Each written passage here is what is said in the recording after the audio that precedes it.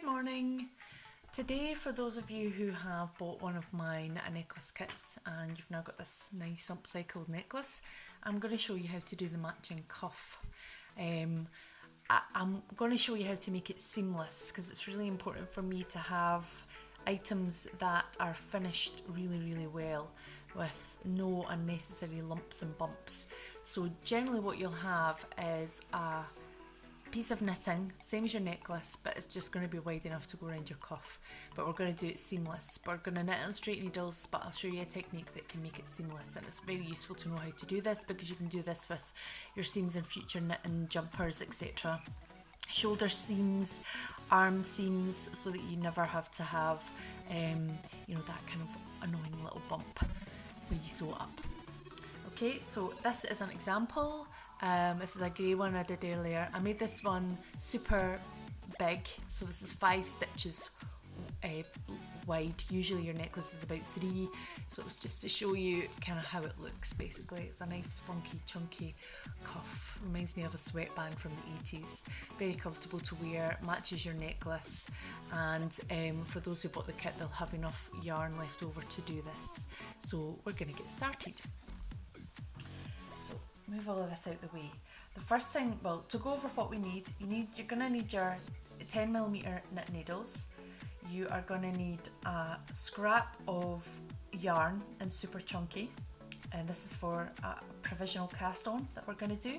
Some scissors, a sewing needle, these big thick ones are handy for the super chunky t-shirt wool, and you're going to need a 10mm crochet hook as well. So we're going to do what we call a provisional cast on, and this is where we can rip out the cast on later to reveal live stitches in our knitting so that we can then work in the opposite direction. From our point of view, we're going to have like 2 sets of live stitches to join together to create the seamless effect. So to do a provisional cast on, I always do a crochet method. So even if you can't crochet, you will be able to do this. If you don't have a crochet hook, you could use your finger. And all you're doing is doing some chains, and we're gonna use the chain to create some stitches, and then we'll pull out later. So we'll start with a slip knot and pop that onto our crochet hook. You need to have a few more chains than you will need stitches. So to match this necklace, we're going to have 3 stitches for my knitting. So I'm going to do 6 chains just to give me a little bit of extra. So I've done my slip knot, and then I'm going to do 6 chains. So that's 1, 2, 3, 4, 5.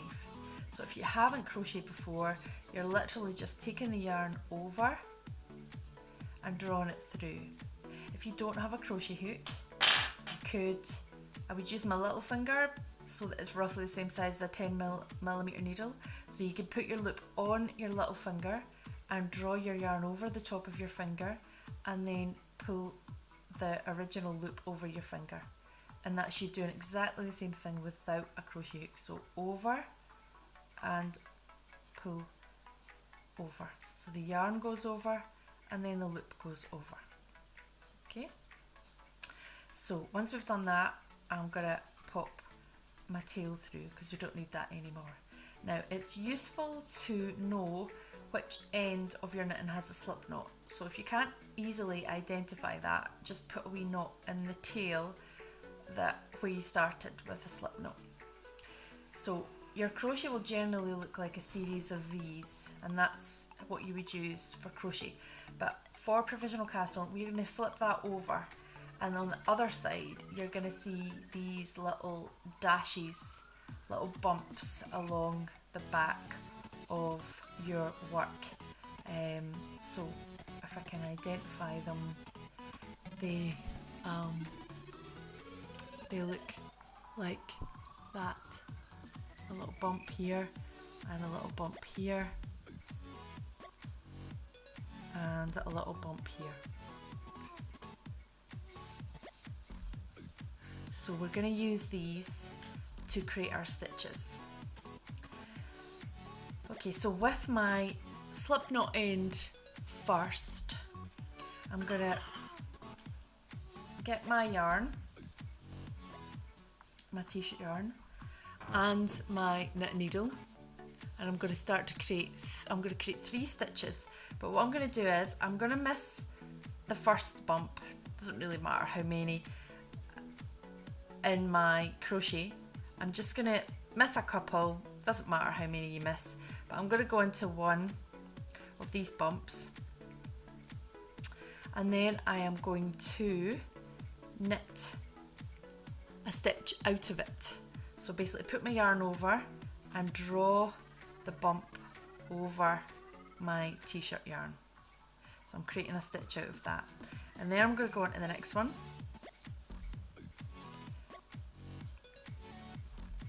and do that again. Just draw that over, so in, round, through. That one just does not want to go through, it's very tight. In, round, through, there we go. And the next one is in, round, through. Okay, you can use any scrap yarn, but it is useful to use the same thickness, or roughly the same thickness. Okay, so that's me with my 3 stitches and my provisional cast on. So we don't need to do anything with this provisional cast on now, we just leave that. So I'm now going to just do some basic knitting, and I'm going to knit continuously until this strip is going to fit neatly round my wrist. So that's going to be different for everybody. It shouldn't be slack, it should be quite neat, quite sort of tight round your wrist. But I'm going to come back shortly once I've done that, and then I'll show you how to do the finishing technique. Okay, so now we've got a length of knitting, and I'll show you it's very tightly going to fit round. So probably a good centimetre gap left, and that's where you want to stop, because you want it to have it to be a neat fit.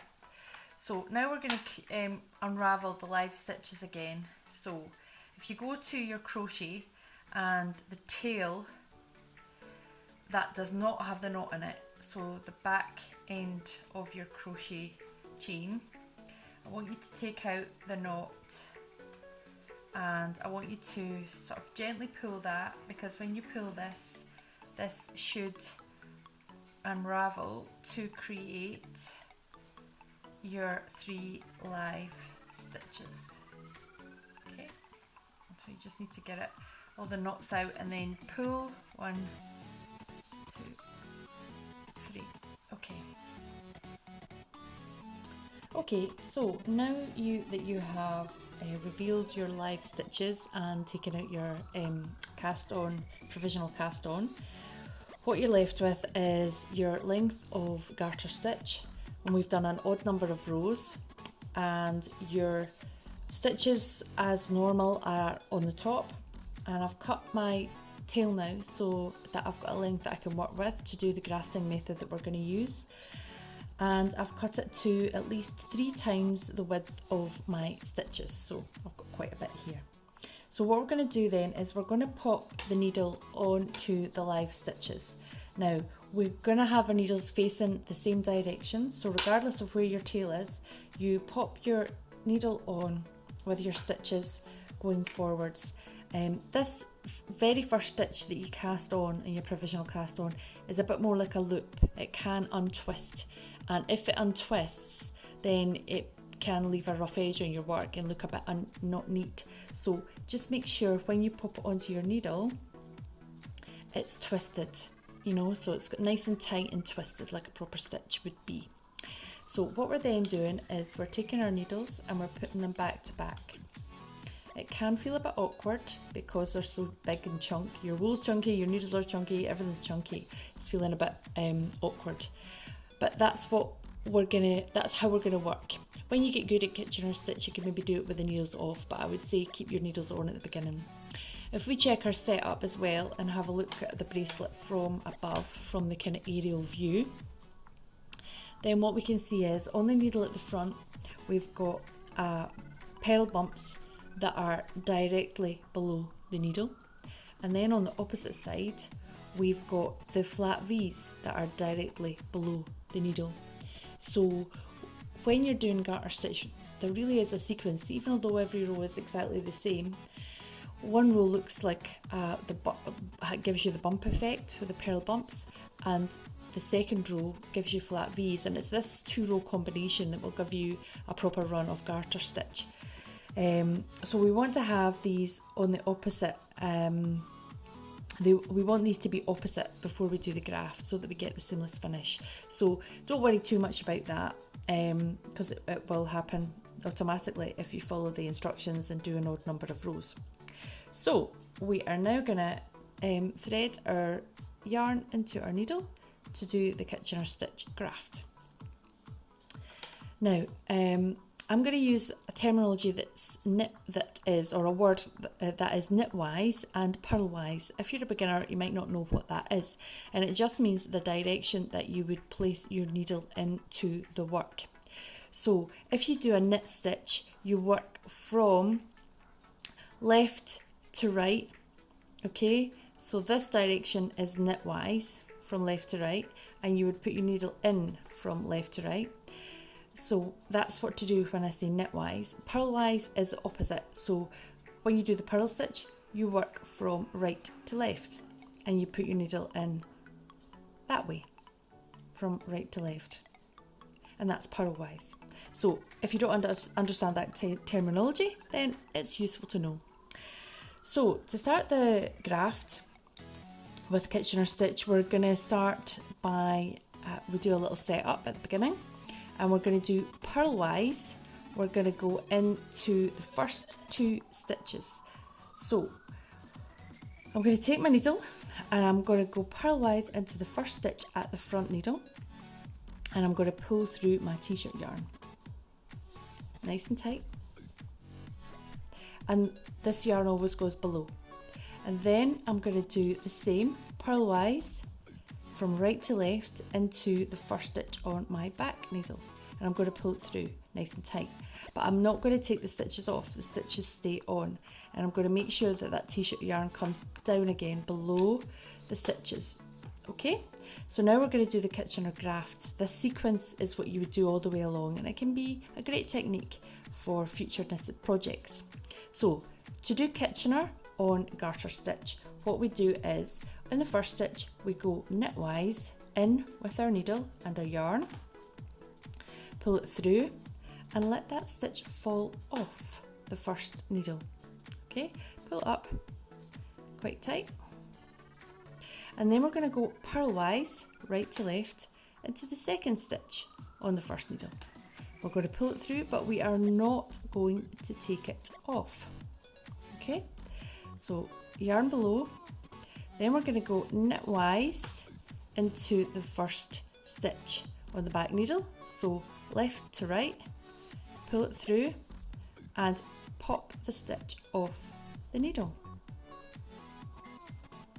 Okay, so pull it up quite tight, and then purlwise into the second stitch on the back needle, but do not let it come off.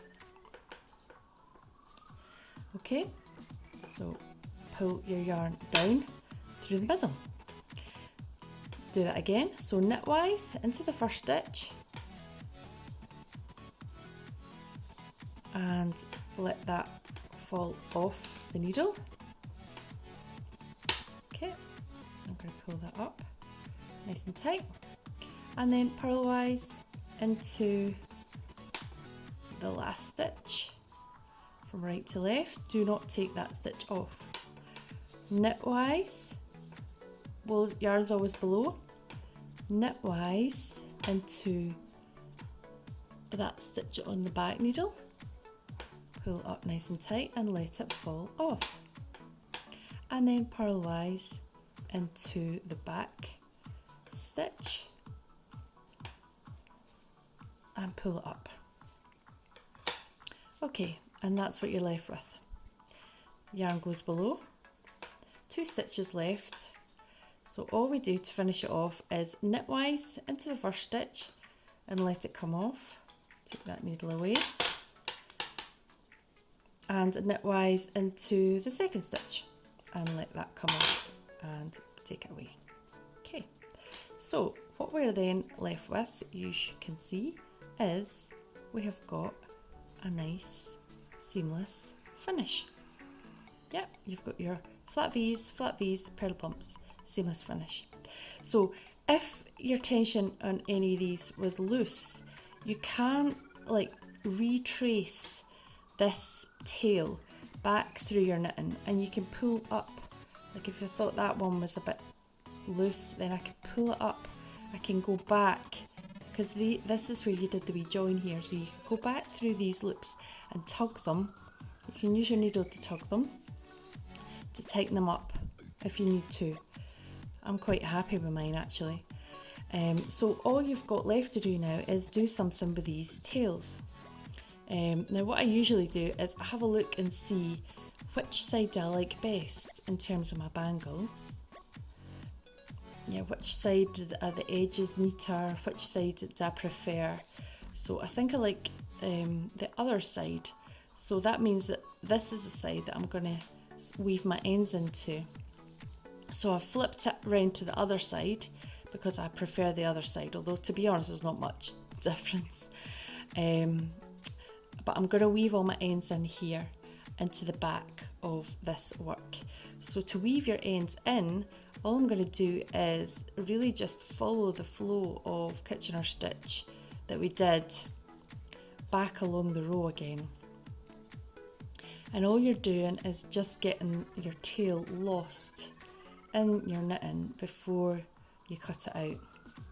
Usually when I weave, I go in one direction and then I go back along, but that can get a little bit chunky with this t-shirt yarn. So I'm going to just do a little bit of extra weaving into the next set of purl bumps. And then I'm going to cut that off. I'm going to leave a wee tail because actually it's not going to be seen because it's on the other side. And then I'm going to do the last wee tail. Okay, and I mean you can have a look at your edges, and if any adjustments need to be, you know, if you need to add a wee bit at the side, then you can always do that with a wee bit of fancy stitching.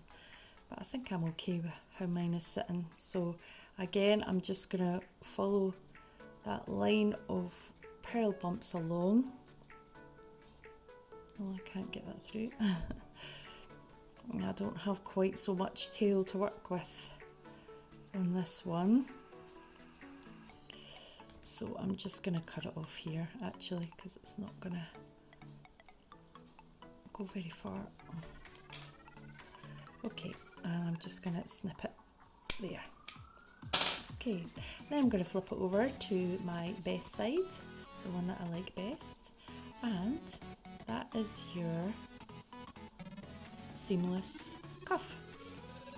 So if you pop it on, it looks pretty cool.